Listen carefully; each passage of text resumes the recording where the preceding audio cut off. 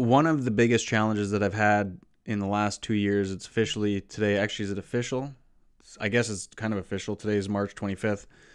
It's been 27 months since I quit drinking. My last drink was on December 25th, 2018. So it's been 27 months. And the last year, I mean, I haven't put out any content at all. I was going nuts on TikTok. I was trying to do more regular stuff on YouTube.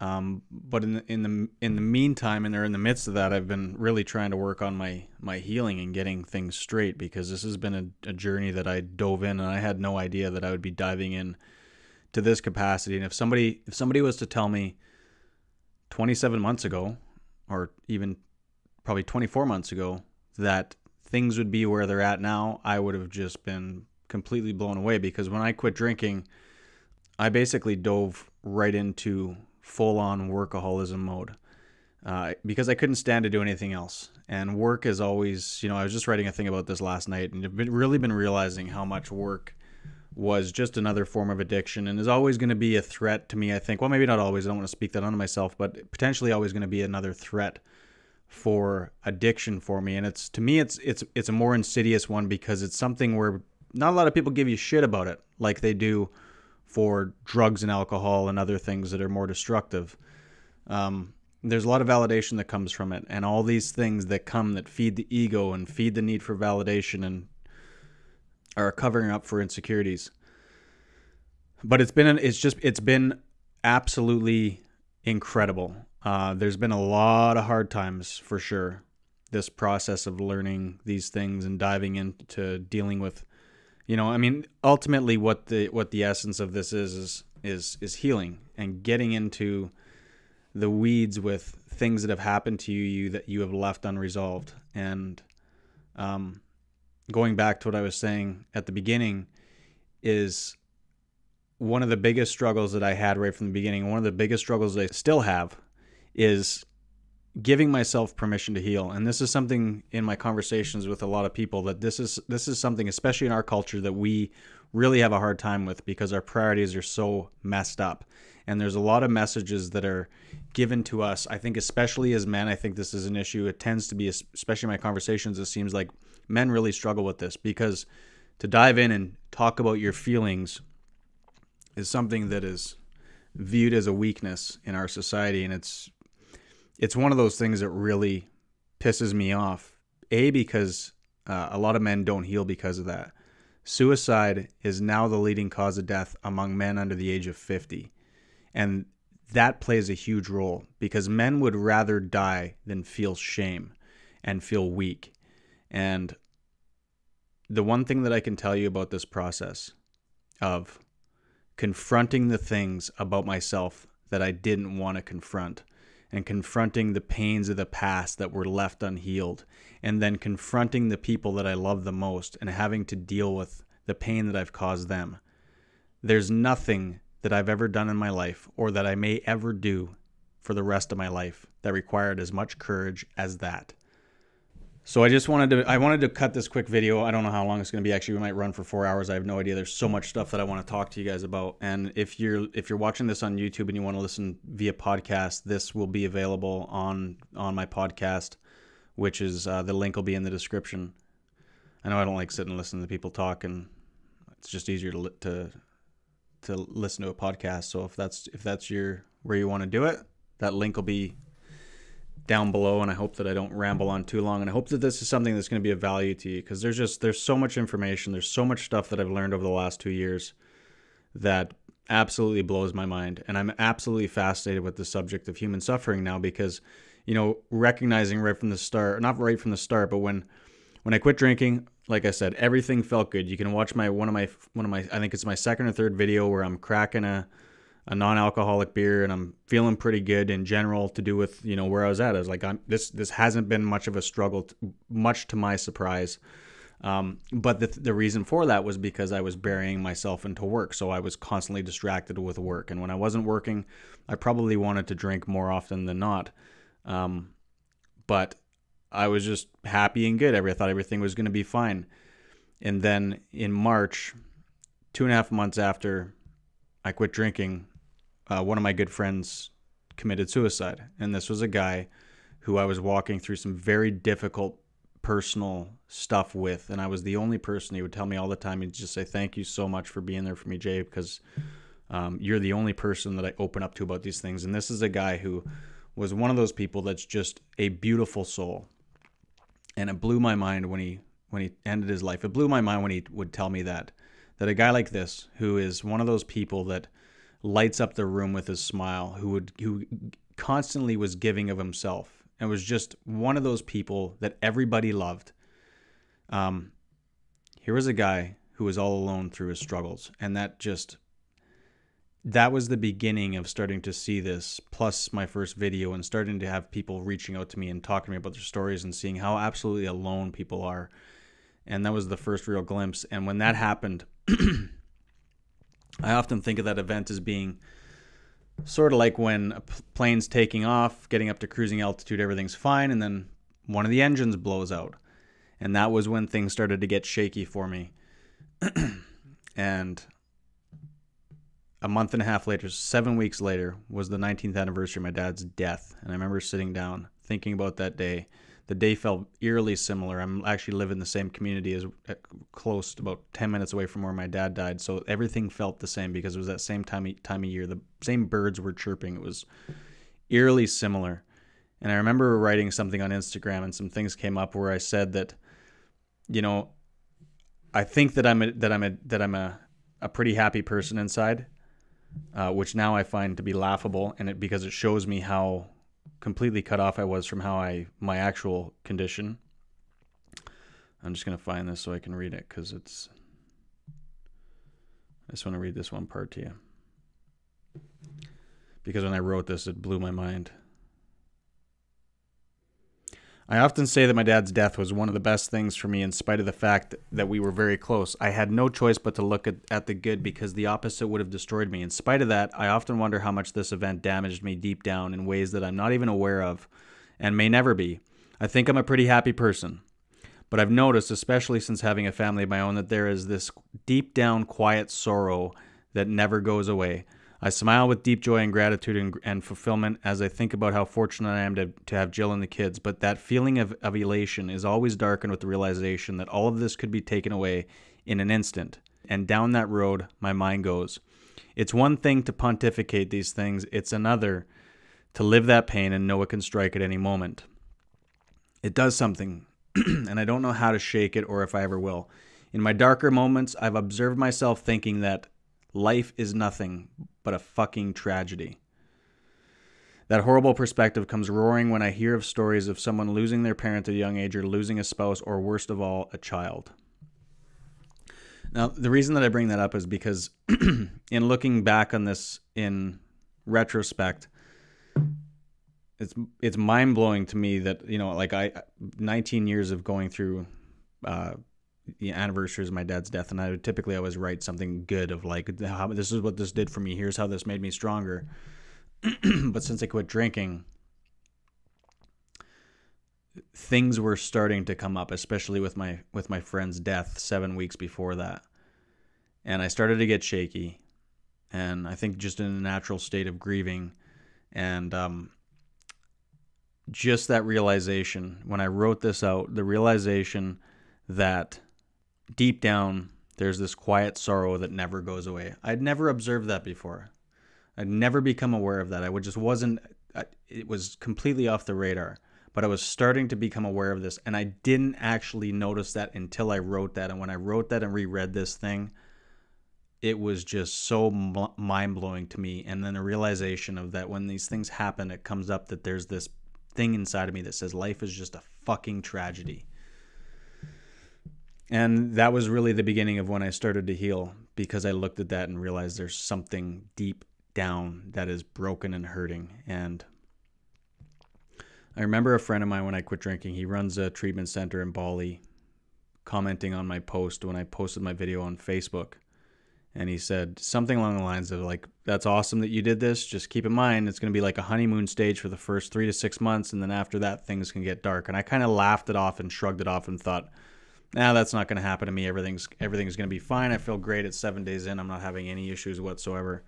And then sure enough, the honeymoon phase wore off, and that's when things started to get real. And this is when I started to deal with this. So, like I said, it's been a challenge to give myself the permission to heal. It's certainly getting better, but it's been 2 years, and it's absolutely blows my mind that that's still a challenge for me. And the fact that our priorities are so screwed up in our culture, and we've been fed such a bullshit lie about so many different things, that's the case for me, and it's the case for a lot of people, and maybe it's something that you're struggling with. And so a lot of what I want to do over the next little while, in this video, I want to touch on some things, but I really want to spend some time going through some of the materials that I've been filling my mind with and learning about, that are from some of the best resources in the world to do with trauma and human suffering and people that work on the front lines of these things, to give people an understanding, because there's so much to this that I had no idea even existed. And there's something to starting to understand these things and get to know it, that when you if you look at yourself and you think, I have a drinking problem, or I have an addiction problem, or I have a depression problem, or I treat people like shit because I'm an asshole, garbage human being. If that's the foundation upon which you see yourself, and the foundation upon which that problem is essentially built on, and that's not true, that's going to create problems for you. But when you start looking into these things, and you start to understand that when we've gone through childhood trauma, which a lot of people have, and it doesn't even have to be something like what I went through, where I had an endlessly tumultuous and chaotic childhood that was just incredibly dark, and I completely pushed it out of my memory. When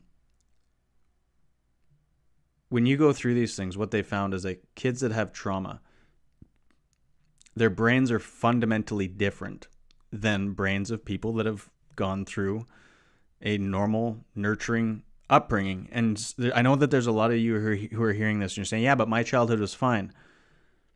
Whenever I get into that conversation with people, we start to dig and we start to see there's certain things, because we're so shut off to this. We really have no idea. Like, it's so mind-blowing to me. I know I keep saying that, but it's shocking to me how disconnected we are from these things. And, one of the examples of that is, I used to say to people, I had a hellish childhood and I turned out okay, until I realized that I didn't.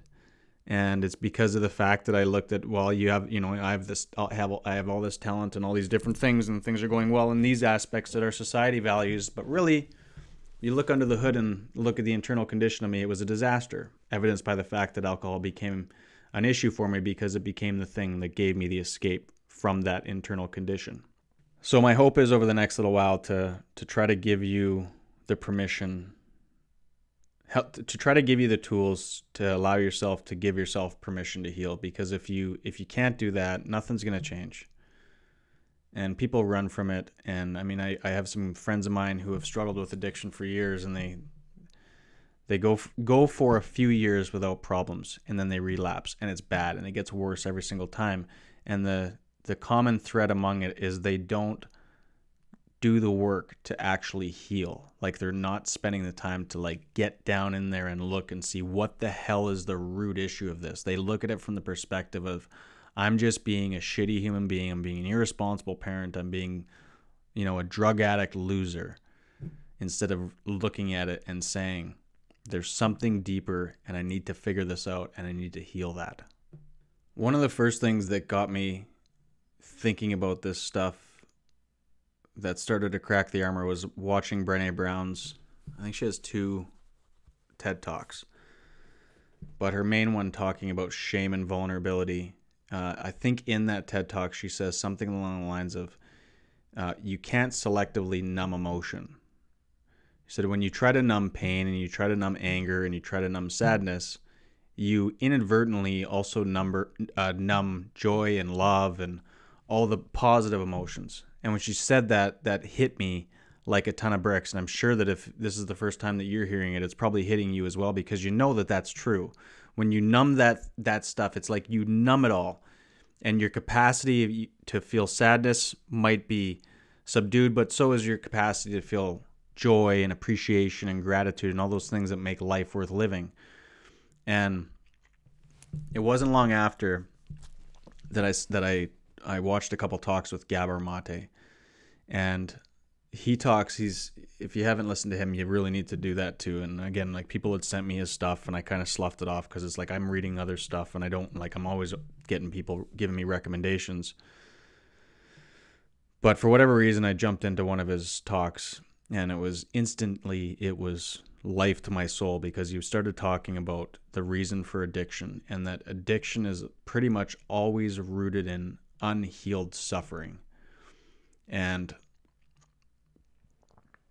he said he worked on Vancouver's Lower East Side, which is North America's most populated area of injection drug users. And he worked down there for, I think it was 12 years, working with the addicted population. And he said in 12 years being down there, there was not one instance where I spoke with a person who was addicted to heroin or other hard drugs who did not have some form of child abuse in their history. Not one in any case. And so he drew this correlation that, it's addiction is not the problem, it's an answer to the problem.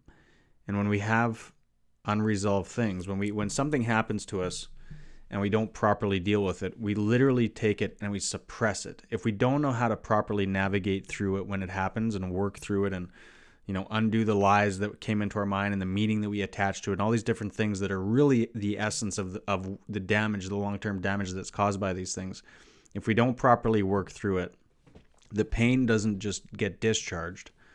And so what we end up doing is we end up suppressing it, and we end up more or less forgetting about it. But what he said and what others have said, and what Brené Brown and guys like Dr. Bessel Kolk, who wrote one of my favorite books on this subject, on the entire subject of addiction and trauma, is he said it doesn't go away. But what it does is it actually manifests as a feeling of agitation, constant agitation and anxiety. And when I heard that, it was like, that is exactly what my experience has been. No matter what I was doing, no matter where I was, I could be in the most beautiful place with my family, with people that I love. If I wasn't drinking, something always just felt broken inside, and I couldn't figure out what. Something was wrong. In spite of the fact that everything was fine on the outside, something was wrong, and I could not put my finger on it. But when he said that to me, and he said that this is what happens when something horrible happens to you and you don't work through it and you suppress it, that's what happens. It manifests as this constant feeling of agitation and anxiety, because really deep down, you haven't worked through that. You haven't made sense of it. You haven't completed that stress cycle. So far as your nervous system is concerned, and the deeper parts of your being and your mind, that event has been left unresolved. And it's been left there, as Jordan Peterson said. This is another quote that really got me starting to look into this. Let me read this to you real quick.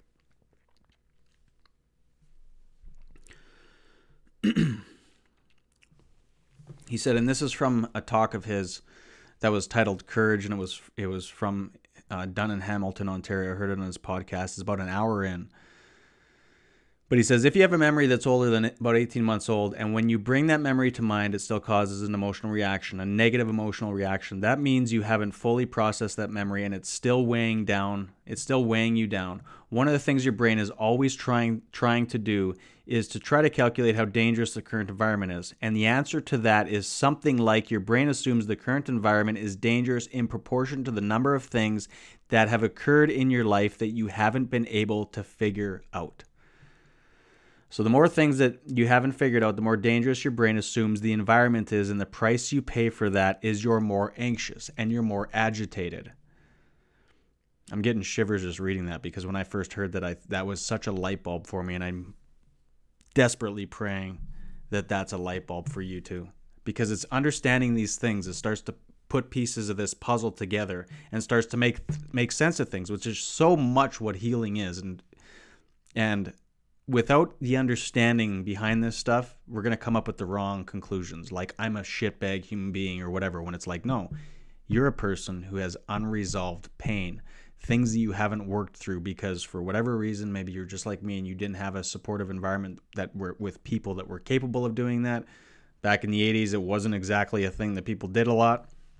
Whatever the reason is, This is the downstream effects of that type of thing. Carrying on, you said if you, and not only that, you produce more stress hormones, especially cortisol. If you produce excess cortisol, that makes you old, and so it contributes to virtually every degenerative physiological process that we know of. And so cleaning up your past is actually a really good idea. And you know, if something that happened to you a long time ago, it still bothers you, the reason for that is that the emotional systems, the underlying emotional systems that help you process the world, especially the emotions that are associated with fear and anxiety, are telling you that you have encountered something in your pathway, in your past, that you did not master, and that would still present a danger to you if you encountered it again. But if you have something in your past, and it still bothers you, that means that as far as your underlying emotional systems are concerned, you are not master of that event, and that bothersome emotion will never go away until you go back to that memory and you figure out how it was that you were rendered vulnerable in that situation and what you have to do now in order to reconfigure the way you look at the world or the way that you act so that that vulnerability would disappear. If there's a lot of things in your past that are unresolved, then it's extraordinarily hard to map your way forward because you don't even know where to start. That was really the big one that changed things for me. And then that's what led me down this path of starting to try to understand and really, understanding what the actual impact is with us insofar as these events. Because for so long, I just thought it's in the past. It doesn't matter. There's nothing I can do about it. Leave it there. Move on.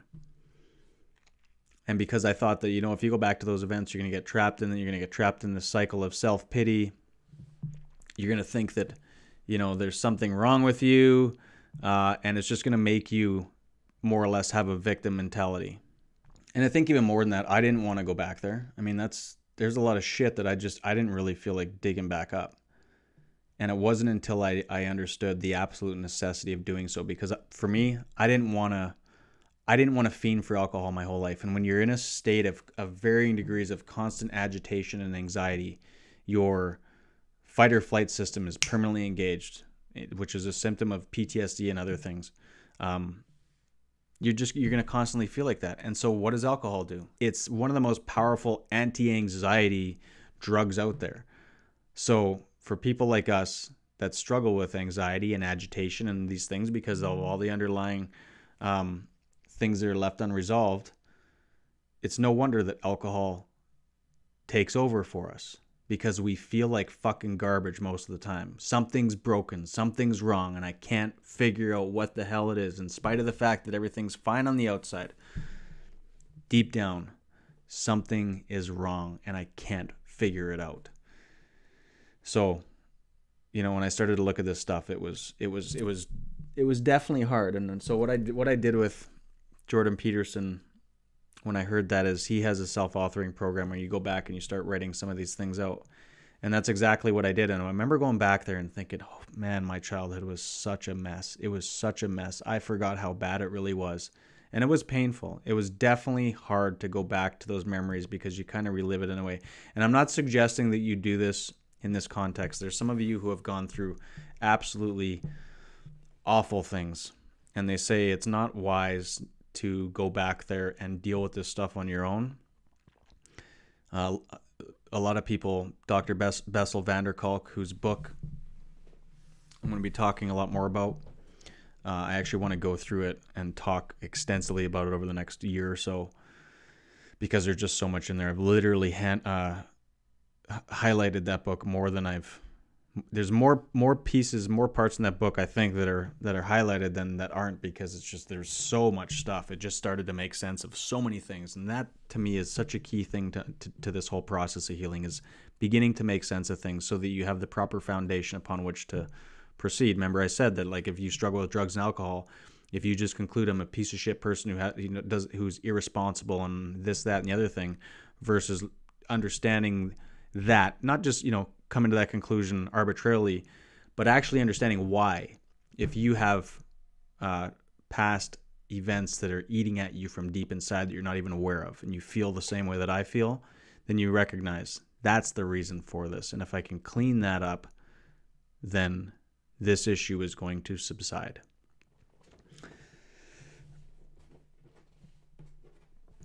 Sorry, going back to that though, but one of the things Bessel van der Kolk talks about in his book is he says that talk therapy can actually be quite damaging for a lot of different types of traumas. So just keep that in mind. I would highly recommend getting your hands on that book because it's phenomenal.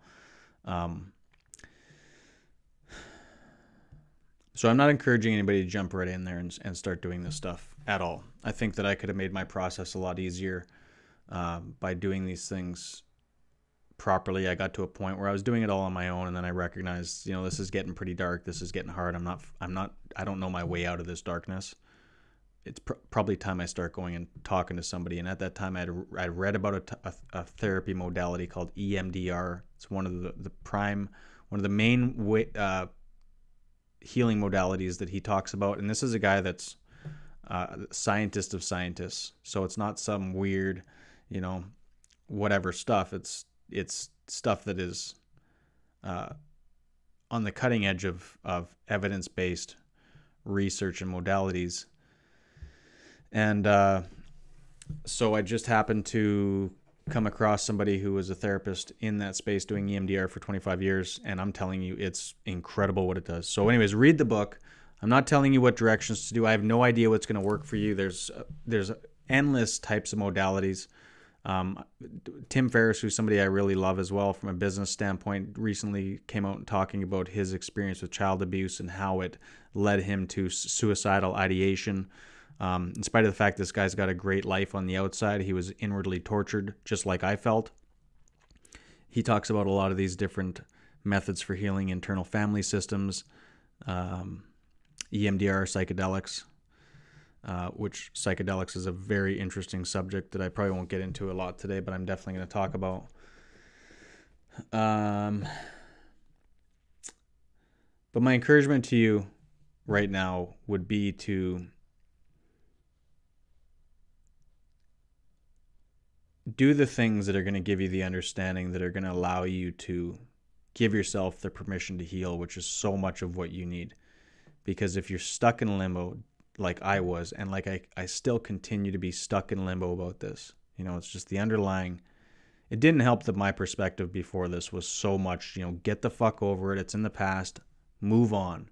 If somebody hurt your feelings, get over it. I was writing a big thing talking about how I used to be with my wife, Jill.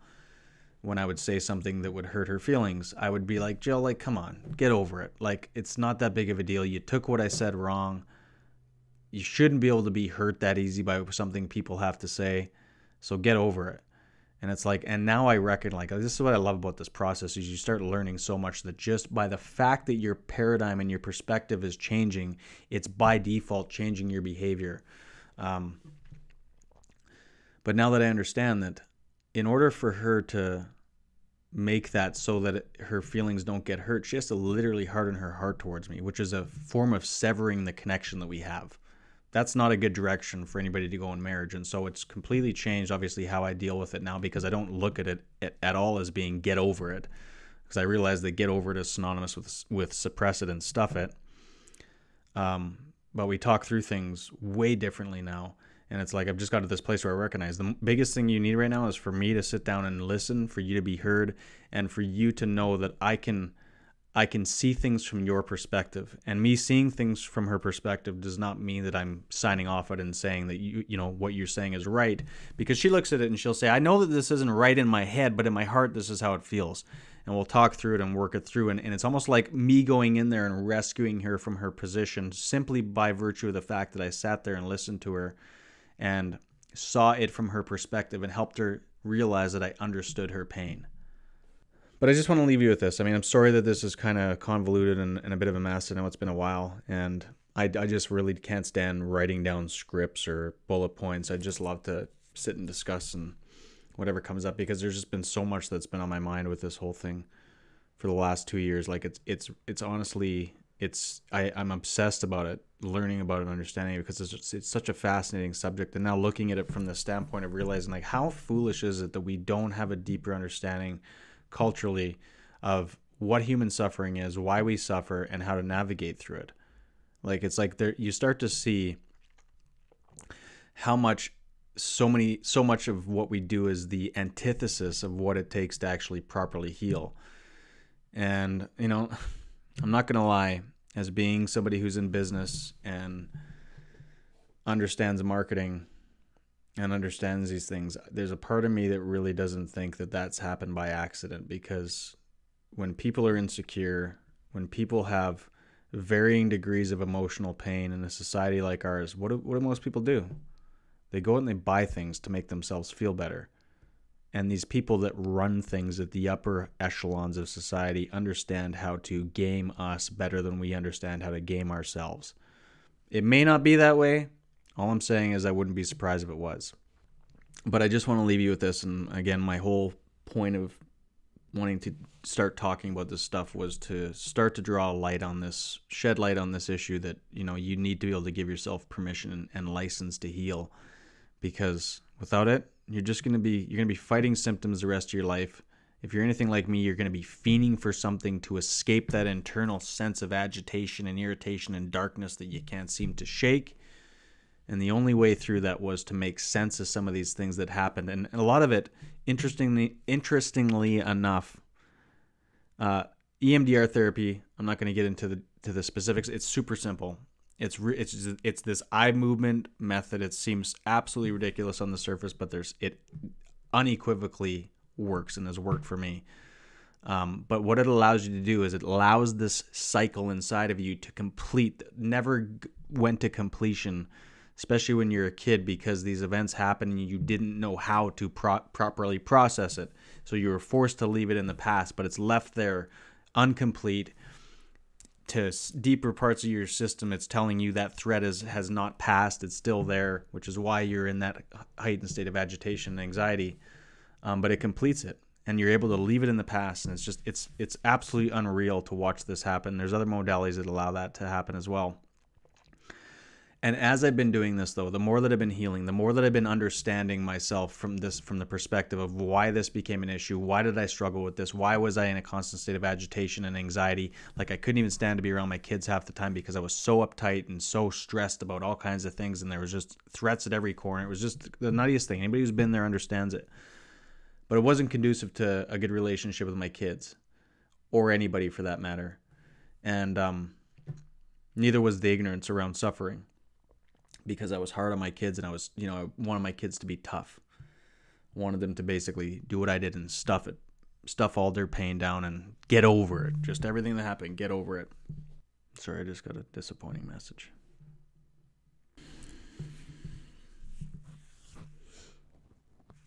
I know I'm rambling, and I'm sorry. Maybe I should do a little pointer next time. I think next time I'm probably going to be... I'm going to be going, I want to go through Bessel van der Kolk's book, so it'll be a little bit more organized. So you'll have to forgive me. But the thing that I was trying to say is that the more that I've healed, the